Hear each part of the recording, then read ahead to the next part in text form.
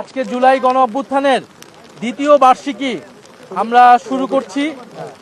এই বছর 2 বছর গণ অভ্যুত্থানের অতিবাহিত হয়েছে।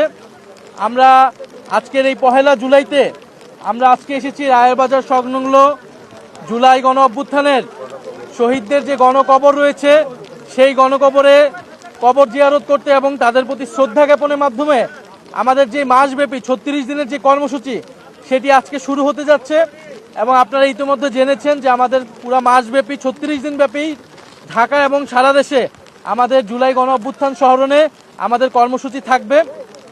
এবং প্রিয় সাংবাদিক ভাই বোনেরা এবং প্রিয় দেশবাসী, আজকের এই দিনে আমরা শ্রদ্ধার সাথে স্মরণ করছি আবু সাঈদ, শহীদ আবু সাঈদ, মুগ্ধ, ওয়াসিম, ফারহান ফায়াজ, রিয়া গোপ সহ জুলাইয়ের যেই 1400 শহীদ এবং 30,000 যারা আহত রয়েছেন, জুলাই যোদ্ধা যারা রয়েছেন তাদেরকে আমরা শ্রদ্ধাভরে স্মরণ করছি জুলাই গণ অভ্যুত্থানে বৈষম্য বিরোধী ছাত্র আন্দোলনের ব্যানারে যে অসংখ্য অগণিত বাংলাদেশের ছাত্র সমাজ রাজপথে নেমে এসেছিল। পাবলিক বিশ্ববিদ্যালয়ের ছাত্রছাত্রীরা, প্রাইভেট বিশ্ববিদ্যালয়ের ছাত্রছাত্রীরা, মাদ্রাসা, স্কুল কলেজের ছাত্রছাত্রীরা, আমরা তাদেরকে স্মরণ করছি।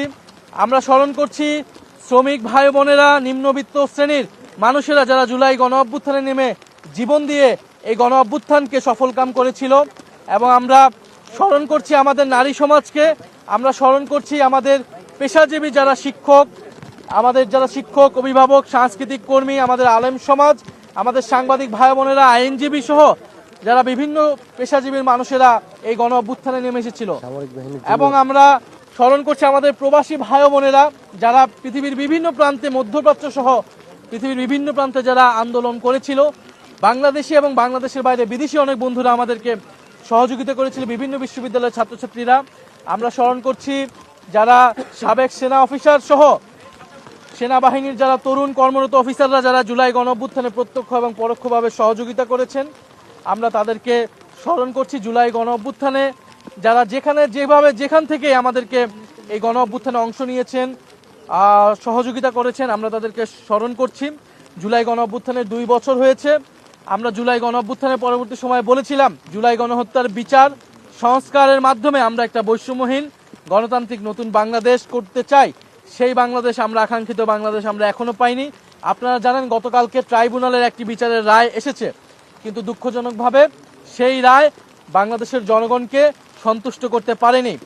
এবং আমরা মনে করি সেই রায়ের মাধ্যমে আমরা যারা জুলাই গণ অভ্যুত্থানে অংশ নিয়েছিলাম, যারা শহীদ পরিবার, যারা আহত যোদ্ধা রয়েছে, তারা কোনো ন্যায় বিচার পায়নি। হাসানুল হক ইনু, যিনি জাসদের সভাপতি ছিলেন, যিনি আওয়ামী লীগের সহযোগী যেই অ্যালায়েন্স ছিল সেটার অংশ ছিলেন, তিনি কিন্তু জুলাই গণ অভ্যুত্থানে প্রত্যক্ষভাবে গণহত্যায় মদত জুগিয়েছিলেন। গণহত্যার যে সিদ্ধান্ত ছিল, শেখ হাসিনা যিনি প্রধান সিদ্ধান্তকারী ছিলেন, তাকে সর্বাত্মকভাবে সহযোগিতা করেছেন। ফলে আমরা মনে করি তাকে যে 10 বছর করে 3টি মামলা সাজা দিয়েছে, এটা এনাফ নয়, এটা যথেষ্ট নয়।